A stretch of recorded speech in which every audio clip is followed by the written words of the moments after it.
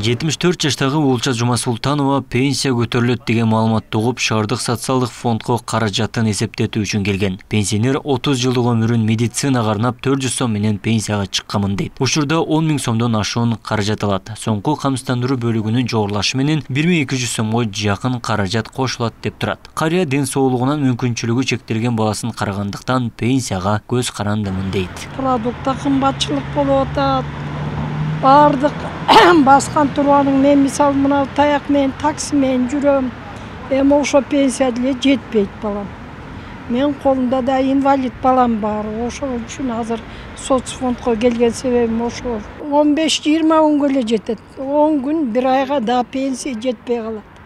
Бирок эми эмне кылсын, колунда келген президент кылып атат, жасап атат. Разыбыз. Эмне кайсыл жумушта жүрүп пенсияга чыктыңыз? Мен өзüm медикмен, врач лаборант болуп, областной, городской больницада иштеген дагы 400 сом эле чыгам союзга. Өлкөдө 765 600 пенсионер бар. Алардын ичинен 219 000 пенсионер 5 000 сомго жетпеген гана акча алат. Мындан улам пенсиянын базалык бөлүгү көтөрүлмөй сайын байкаларлык каражат кошула бербейт дешет. Аны менен бирге эле базардагы баанын күн санап кымбаттап жатканы каржылык тартыштыкты жаратып жатканын жашырышпайт. 4800 канча эле, ошондо 1200 кошулуп 6100 болду. 4900'dan 1200 lira koşuldu ama. Az da şu bunlar bizim merke 68'e çıktım. 6100. Özü 60 yaşman çıkarımda 1250 milyon çıkan. 14 000 болады. Эми ошол 14 000 азыркы базар шартына караганда ошол 14 000 менен жеке эле өзүмө үйлөө эмес, жеке өзүмө эле жетпейт. Себеби баалар канча османдап көтөрүлүп кетти. Ошондо биягын кошкондор эмес, бирок биягы каптап кымбат. Тияз 50 түндө түшпөйт. Уят. Азыр дыйкандар иштебей койду. Сүт барды шаары келип алды. Картошка айнадан картошка алайды, картошка 20 тынды. Азыр гел 40 тонн. Ал бияга да. Ушул жагында ойлонуп ошол жагын арзандатканда жакшы.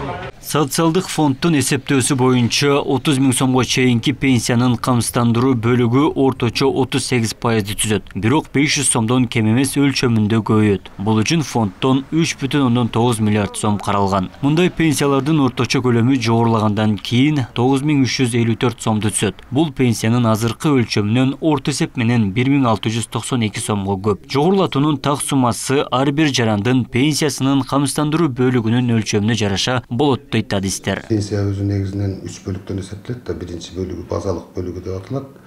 Анан камсыздандыруу бөлүгү 1, камсыздандыруу бөлүгү 2 деп айтабыз. Камсыздандыруу бөлүгү 1 бул 1996 жылга чейинки иштеген эмгек акы үчүн өзүнчө эсептелет. Анан 1996 жылдан кийинки эмгек акылар үчүн өзүнчө эсептелет. Ошон үчүн 2ге бөлүнгөн. Биринчи пенсияга чыккан убактагы сумманы базалык бөлүктө эсептеп алышат экен. Бул туура эмес. Ошол жанагы пенсияга чыгыш үчүн эркектерден 25 жыл эмгек стажы, аялдардан 20 жыл эмгек стажы талап кылынат да. Ошол кимдин эмгек стаждары ошол 20-25 жыл толук болгон болсо, пенсиянын камсыздандыруу бөлүгүн толук алат.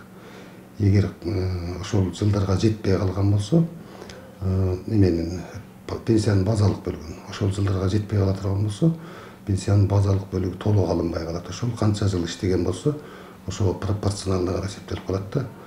Бул камсызда пенсиянын базалык бөлүгү бүгүнкү күндө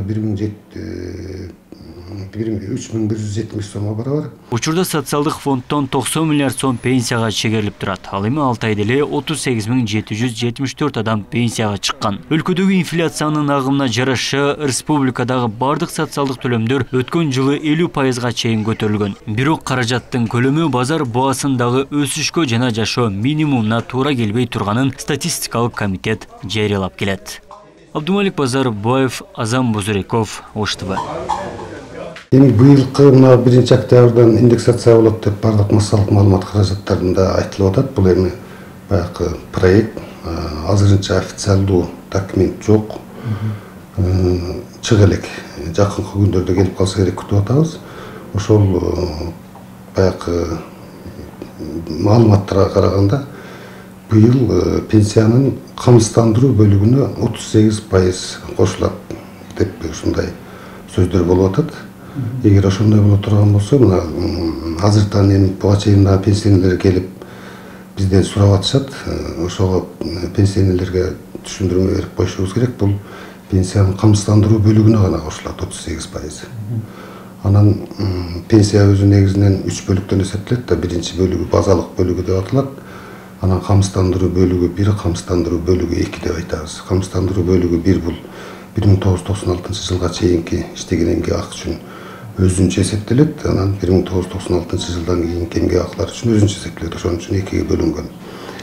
Себеби мына 1996 жылдан ар бир адамдын жеке жана идентификациялык номер деп коет. Жеке ошол идентификациялык номерине кайсы жерде иштеген болсо, ошол эмгек акылары баягы ишкананын тапшырган отчетторунун негизинде өз-өзүнө түшүп турат. Ошол себептен олар өзүнчө эсептелет. Бул 96 жылдан кийинки эмгек акылары бир күн болсо дагы калбай эсептелинет. Андан тышкары бир адам 2-3 жерде иштеши мүмкүн. Ошол 2-3 жерде иштеген болсо 2-3 жердеги стаж түшө берет да. Бул дагы кете берет. Эмгек стаж катары анан баягы камсыздандыруу төлөмдөрү кете берет.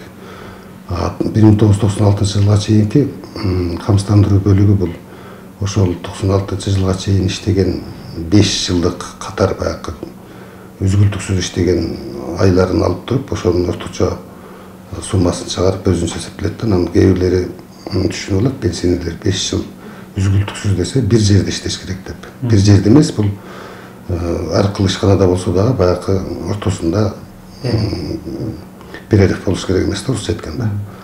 Анан мына камсыздандыруу бөлүгү 1 пенсиянын базалык бөлүгү деп атпайбызбы. Мундагы кээ бирлер туура эмес түшүнүп суроолорду берип калышат. Бул баягы биринчи пенсияга чыккан убактагы сумманы базалык бөлүктө эсептеп алышат экен. Бул туура эмес. Ошол жанагы пенсияга чыгыш үчүн эркектерден 25 жыл эмгек стажы, аялдардан 20 жыл эмгек стажы талап кылынат да. Ошол кимдин эмгек стаждары ошол 20-25 жыл толук болгон болсо, пенсиянын камсыздандыруу бөлүгүн толук алат.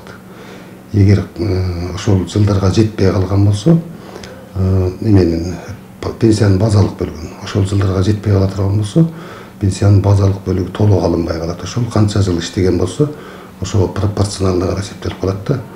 Бул пенсиянын базалык бөлүгү бүгүнкү күндө 3170 сомго барабар.